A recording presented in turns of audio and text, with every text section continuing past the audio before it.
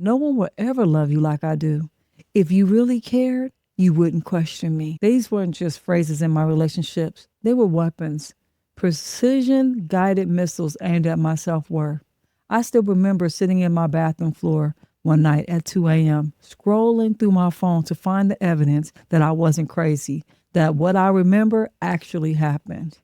Maybe you know that feeling, the constant walking on eggshells, the fog of confusion where you can't tell what's real anymore, the exhaustion of trying to become smaller, quieter, less needy just to keep the peace. I didn't just leave an abusive relationship. I had to rebuild myself from the ground up. And if you're watching this wondering if healing is possible after all that you've been through, I need you to hear me clearly. Guess what? You're not broken. You're not even damaged goods. You're a survivor whose strength hasn't fully been unleashed yet. And I want to help you out with that. When I finally left, y'all, I thought the hardest part was over. But guess what? I was wrong. But those relationship patterns were still there, much alive in my nervous system. And I found myself apologizing for basic needs, overthinking text messages, assuming criticism, even when they were neutral comments. And that just wasn't from my old partner. It was just from anybody, general. I was distrusting. And I distrusted my own memory and often my perception. But you know what? The science explains why. Trauma literally rewires your brain. Research shows that chronic stress from abusive relationships changes the amygdala, and that's our brain's alarm system, making it hypervigilant to potential threats. And this is not just psychological weakness. No, this is a neurobiological adaptation. Your brain changed to help you survive. But those same adaptations that protected you then can prevent you from thriving now. I've tried everything to heal. Endless self-help books, meditation apps, positive affirmations, dating nice people, throwing myself into my work. Some of it helped, but most of it didn't because I was trying to fix myself without understanding what was actually broken. It wasn't my confidence that needed boosting. It wasn't my nervous system that needed regulating. It wasn't that my standards were too high. It was because my boundaries were so weak at that time. It wasn't that I needed to get back out there. It was that I needed to rebuild my relationship with myself first. The turning point came when I realized I couldn't heal the relationship traumas with just individual solutions alone. I needed a framework that addresses both the psychological and the neurobiological impacts that it was having on what I experienced. So this is where I developed the B.R.A.V.E. Self Method. This is a framework specifically designed for survivors ready to move forward from surviving to thriving. Now, the acronym of B.R.A.V.E. Self is really the gist of my program. B stands for boundaries, and that's your protection plan. After abuse, boundaries aren't just preferences, they're protection. But here's what most advice gets wrong. Setting boundaries when your nervous system is still in survivor mode feels extremely dangerous. Your body remembers what happened when you tried to set limits before. So, that's why my B.R.A.V.E. method starts with regulating boundary settings. It helps you identify the non-negotiables, and it also allows us to create scripts for some of those common scenarios while practicing them in low-risk situations and building a support system for accountability. I remember one client described it perfectly. For the first time, I can say no without feeling like I needed to apologize or explain myself to death. The second element is regulation, learning to bring your nervous system back online once triggered.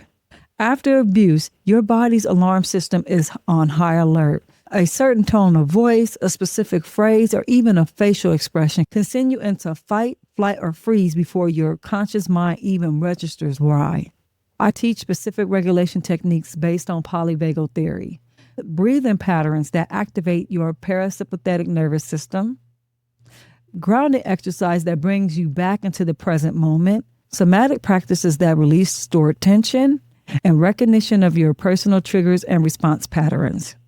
When you can regulate your nervous system, you can respond rather than react. You can make choices from your values rather than your fears.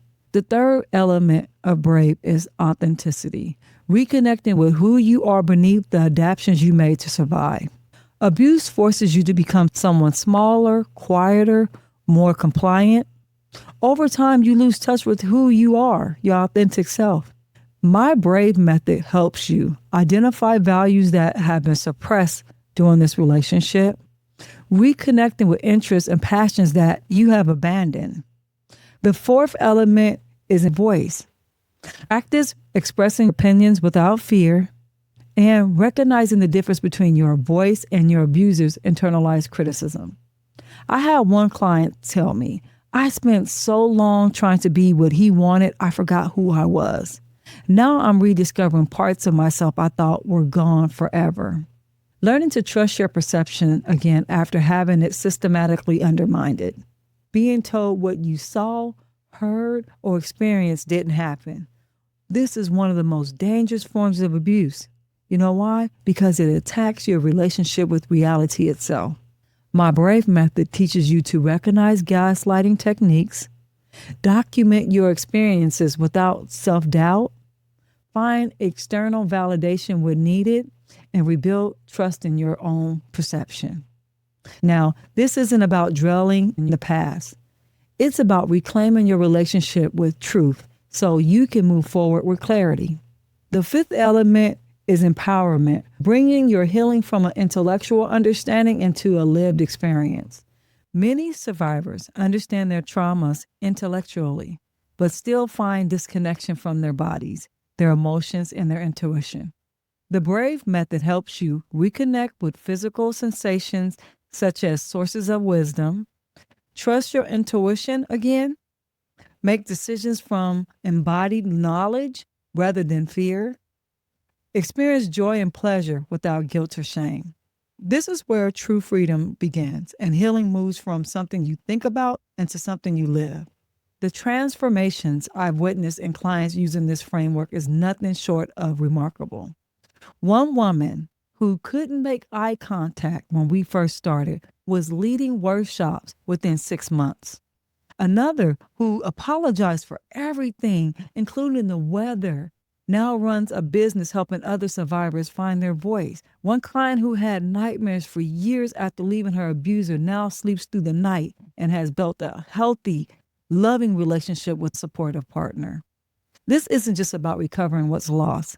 It's about discovering the version of yourself that is even stronger, more authentic, and even more powerful than before. As one client put it, I wouldn't wish abuse on anyone, but I wouldn't trade who I become through healing for anything. Listen, the journey isn't linear. There are still hard days ahead, but now you have tools to navigate them with confidence rather than fear. If you're ready to move forward from surviving to thriving, I've created a free B.R.A.V.E Self Starters Kit workbook specifically for survivors of emotional abuse. It's a step-by-step guide with the exact techniques I've used with private clients to rebuild safety, trust, and power after abuse. The link is in the description below. I want you to download it now and start your journey from surviving to thriving. And I am hosting a B.R.A.V.E Self-Recovery Workshop within the upcoming weeks. It is going to be a live training where I'll walk you through the nervous system reset techniques that will help you feel safe in your body, some of the exact scripts to use when setting boundaries with difficult people, and a 5-minute daily practice that rebuilds your relationship with yourself. Now, I need you to know space is limited to ensure a safe environment, so I want you to register as soon as possible in the description below. So if this message resonates with you today, I want you to go ahead and drop a comment below. I want you to subscribe to my channel and please hit that bell so you know every time I upload a video. I do appreciate your time and I hope you have a great rest of your day. Again, my name is Tiffany with Tea with Tiffany. You take care. Bye.